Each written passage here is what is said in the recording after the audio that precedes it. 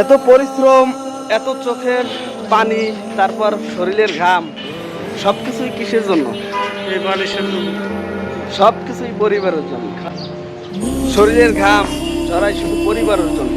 এই যে নাজিরুল ভাই ঢাকায় কত বছর? 8.5 বছর। চাকরি করেন কত বছর? 8.5 বছর। 8.5 বছর। একটু জোরে বললেন। আচ্ছা, বাড়ি থেকে আসছেন কতদিন? 1 মাস। 1 মাস। বাড়ি যাবেন কতদিন পরে?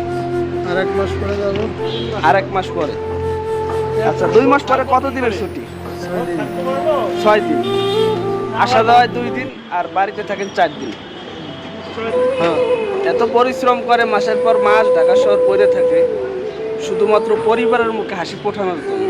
পরিবারকে একটু সুখে রাখবে, পরিবারের মুখে একটু হাসি দেখবে, কিন্তু তারপরেও কিছু কিছু মানুষ কিন্তু ব্যর্থ হয়, যেটা আসলে অনেক দুঃখজনক। এবং এই ক্লান্ত শরীর নিয়ে এই যত পরিশ্রম আমরা করি সবই আমাদের পরিবারের জন্য। নির্দিষ্ট একটা বয়সে দেখা যায় যে আমরা আমাদের মা বাবার জন্য কিছু করতে পারি না। পৃথিবীর নিয়ম এইটা, নির্দিষ্ট একটা বয়সে তার যখন ছেলে সন্তান হয়ে যায় তখন তার মা বাবার জন্য তারা কিচ্ছু করতে পারে না।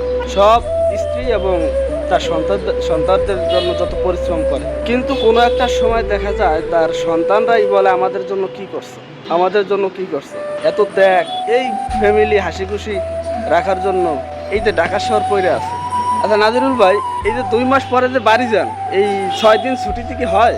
হয় না, কিচ্ছু করার নাই। মানে মন চায় যে আর একটু থাকি, তাই না? হ্যাঁ, মন চাই যে 9 দিন 10 দিন হইতে তাহলে ভালো হইতো। সর্বনিম্ন 9 দিন। আকাশে প্রচুর রোদ্দুর ছিল এবং গরমের কারণে এই গাড়িটা মুছলাম, অনেক কষ্ট হয়েছে।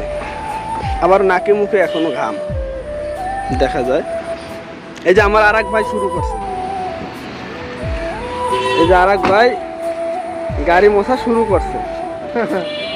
দামি কাপড় চোপড় কিনা দেওয়ার জন্য, সংসারটা ভালো রাখার জন্য, ছেলে মেয়েদের স্কুলে পড়ানোর জন্য, ভালো একটা পজিশনে উঠানোর জন্য, তাই না?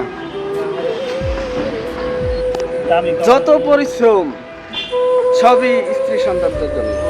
এটা আপনি মানেন না মানেন, এটা আপনার চিরন্তর সত্য।